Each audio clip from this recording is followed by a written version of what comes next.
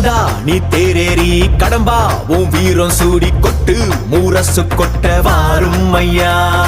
ஆறு படகில கோடி பேருல ஆறு முகனேவோ வீரம். கந்த பாத பின்னணித்தோ நடந்திருந்த அச்சம் மிச்சம் இன்றி போகாதா.